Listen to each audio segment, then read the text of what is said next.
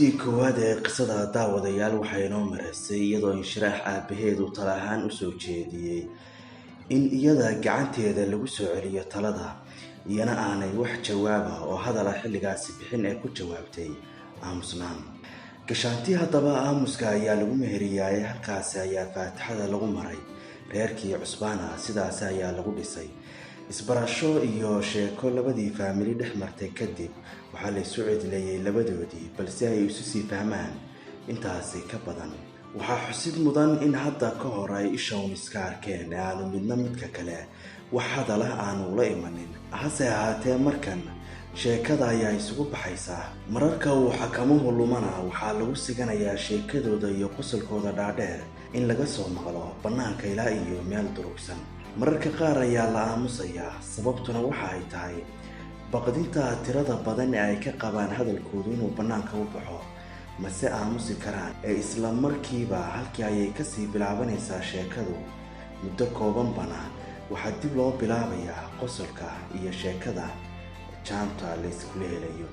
waxa ay sheekadani u badan tahay kulankii habeenkii koowaad iyo dareenkii cuslaa ee labadoodaba qabsaday, iyo sidii xaaladdu ay ugu adkaatay ee aan midna u awoodaynin in uu ula yimaado midka kale wax ka baxsan in uu eego oo ishiisa kaga dhargo. kulankaasi isbarashada ahaa kadib isla ayaamihiiba waxa ay degeen magaaladiisii Cariish.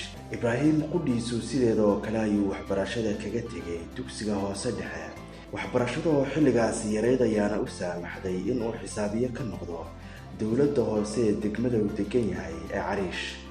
mushaharkiisa iyo noloshiisuba aad ayay u sarreeyaan. dhaqaale ahaana qoysku xidigaha ayuu marayaa. jacaylkuna waxa uu noqday mid mar kale xadhkaha goostay.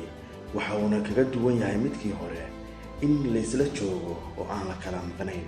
qobka ciyaarka iyo isjejebiska ayay si fiican u taqaanaa, waxaana la odhan karaa waa hibo rabbaaniya oo uu eebba u siiyey inay si amakaag ah marba dhan isugu rogto oo haddana ay marba dhan isu waraarido. kolka uu ka soo rawaxo shaqada gurigana yimaado ayay wahabka kaga kicisaa. marar kalena isaga laftiisa ayaa codsada, iyana kalama baqaysho si hagar la-aan ah ayay ugu hagar baxdaa oo hadba ay hortiisa dhan isugu waraarida. jacaylku ma qarsoomo muddo koobanba magaaladii oo dhan ayaa ku sheekaysatay. dadka qaar ayaa kahday oo u arkay in dhaqamadii iyo caadooyinkii lala dhuuman jiray markan qaar ka mid ah bannaanka lala yimi.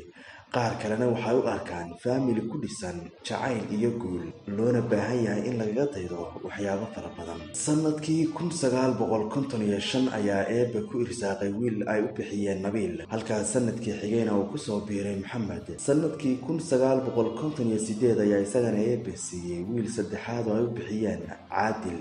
carruurtan badan ee soo korodhay mar farxad ayay u arkaan iyo hibe eebba siiyey, mar kalena waxay carqalad iyo caqabad ku yihiin waxyaabo badan oo dhici jiray xilligii la doono.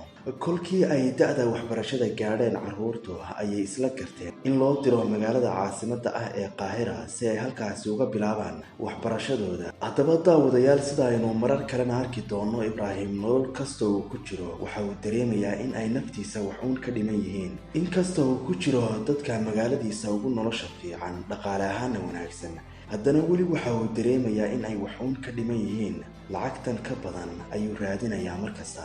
taasi ayaa keentay in lagu xukumo 3 bilood oo xadhig ah kadib markii lagu helay inuu laaluush ka qaatay dad uu u shaqaynayay. isla ayaamo yar kadib markii uu jeelka ka soo baxay waxa uu haddana la kulmay mushkilad ka culus midii hore. muhiimadii ay u lahayd dhaqaalaha adduunka in la isku xidho badda cas iyo badda Mediterranean-ka, waxaa loo baahday in la qodo kanaalka Suez, taasi oo loo baahnaa in la qodo dhul gaadhaya 193 kiilomitir oo dherer ah. isku dayada qoditaanka kanaalka Suez waxay soo mareen marxalado kala duwan oo sida la sheego kasoo bilaabanaya ilaa iyo xilligii faraacinadii. hase ahaatee sanadkii 1854 ayay shirkado laga leeyahay dalka Faransiisku waxay ku qanciyeen xaakimkii xilligaasi ee dalka Masar, Maxamed Cali Baasha, inuu dib u bilaabo qoditaankii iyo isku dayadii lagu qodayay ama la isugu furayay labada badood. isfahan dhex maray kadib waxaa la bilaabay qodista, waxaana ka qayb qaatay 1 milyan oo masaare ah, kuwaasi oo laga soo ururiyay miyiga iyo beeraha dalka Masar. waxaa la sheegaa xilligaasi inay ka dhimatay shaqaalihii masaarida ahaa ee qodayay kanaalka dad gaadhaya 120,000 oo shaqaale, kuwaasi oo naf waayay intii ay socotay hawshu. muddo 10 sannadood ah oo ay socotay hawshaasi waxa ay kusoo dhammaatay guul. shirkadihii Faransiiska ee qaatay qandaraaskana waxaa loo oggolaaday in ay kanaalka maamulaan muddo dhan 99 sannadood. haddaba sanadkii 1956 oo ay ka harsan tahay muddo kooban xilligii uu ballanku ahaa, ayuu madaxweynihii dalka Masar ee xilligaasi Jamaal Cabdinaasir waxa uu ku dhawaaqay in ay dowladda Masar la wareegtay maamulkii iyo shirkadii maamuleysay kanaalka Suez. qalabkii iyo dhammaanba shirkadahaasna ay la wareegtay dowladda Masar, halka la caydhiyay shaqaalihii ajaanibta ahaa ee u badnaa Faransiiska.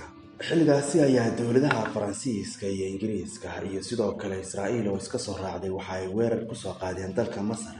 jab weyn oo dhanka militariga ayaa soo gaadhay xilligaasi masaarida, mase aanay guulaysanin dhammaanba hadafyadii ay u socdeen dowladaha soo duulay. kadib markii dowladaha Mareykanka iyo Ruushka ay garab istaageen dowladda Masar, sababtuna waxay ahayd dowladaha Mareykanka iyo Ruushka oo aaminsanaa maadaama ay iyagu ku guulaysteen dagaalkii labaad ee adduunka, caalam cusubna uu bilowday, in ay iyagu isu dhigeen inay yihiin gumaystayaasha cusub ee caalamka cusub.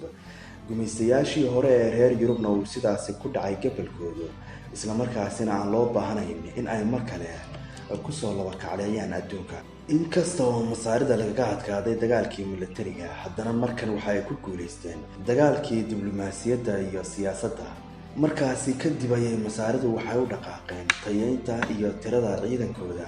muddo 11 sannadood ah markii ay isdiyaarinayeen kadib ayay u diyaargaroobeen weerarkii kama dambaysta ahaa oo ay ugu talagaleen inay kaga sifeeyaan Yuhuudda dhammaanba dhulkii Carbeed ee xilligaasi lagu beerayay. Yuhuudda ayaase ka wareeshay dagaalkaasi, waxa ayna kaga horeysay weerarkii. taasi ayaa keentay in masaarida iyo guud ahaanba dalalkii Carbeed uu soo gaadho jab ka ballaaran midkii hore, waxaana ka mid noqday magaalooyinkii ku dhacay gacanta Yuhuudda magaaladii Cariish ee ay deganaayeen Ibraahim iyo Inshiraax.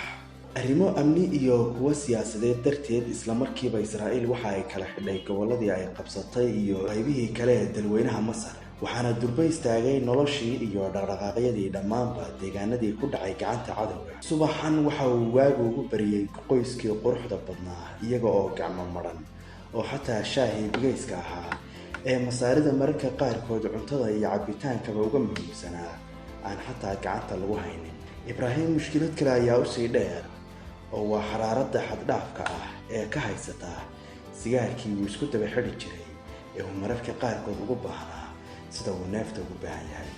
dhibaatooyinkaas gaajada iyo xaaladda adag ee soo food saaray waxaa kasii cuslaa in meeshan aanay ka tegi karin oo ay ku jiraan jeel weyn oo dusha ka bannaan.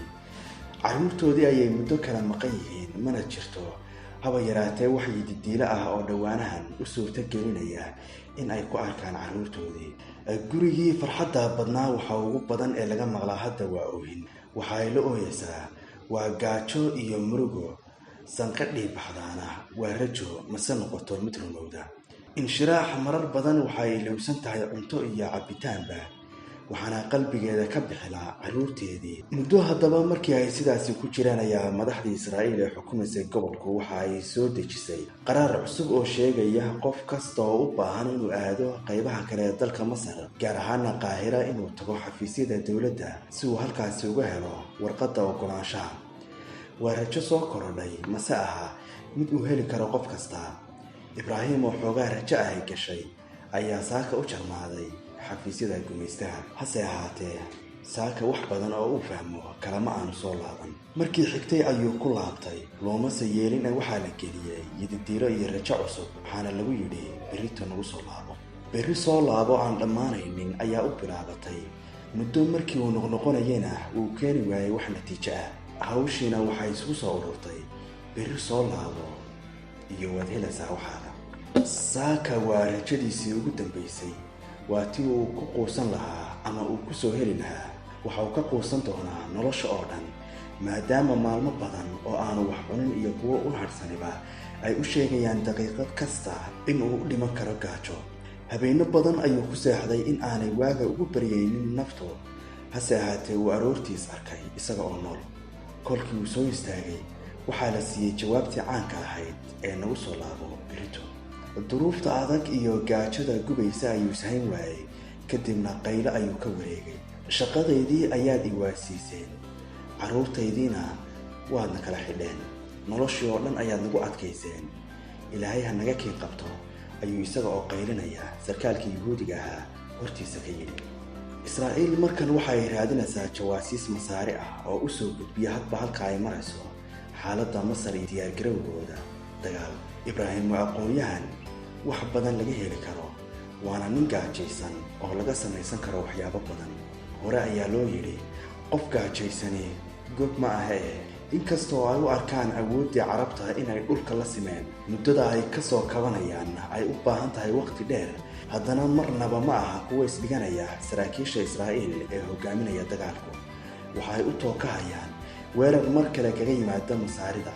ibraahim kan dhammeeyey dugsiga hoose keliya, indhihii xilligaasi marka lagu eego waa aqoon-yahan wax badan qaban kara, xogo badanna soo diyaarin kara.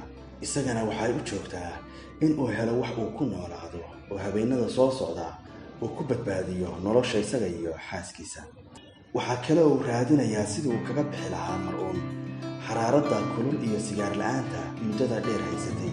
mid ka sii culus ayaa haysata, oo waa xaaskiisii uu jeclaa oo gaajoonaysa oo hortiisa ka ooyaysa habeen iyo maalin. taasina ma aha mid la eegan karo, ma aha nolol uu weligii ku fekeray, waase adduunyo iyo xaaladdeeda. inshiraax odaygeeda wax badan ayay la qabtaa oo ay ugu horeeyaan gaajada iyo xanuunka. waxaase iyada usii dheer murugada ay ka qaaday kala laalanka ay kala laalmeen iyada iyo carruurteedii. qayladii ibraahim kadib sarkaalkii israa'iiliga ahaa ayaa kacay, waxaana u soo dhaqaaqay dhankii ibraahim. wuu dejiyey, ilmadiina gacantiisa ayuu kaga tirtiray. waxauna u sheegay in aanu welwelin ee rajo fiican uu leeyahay. halkan fadhiiso, waa lagu shaqayn doonaa ayuu yidhi.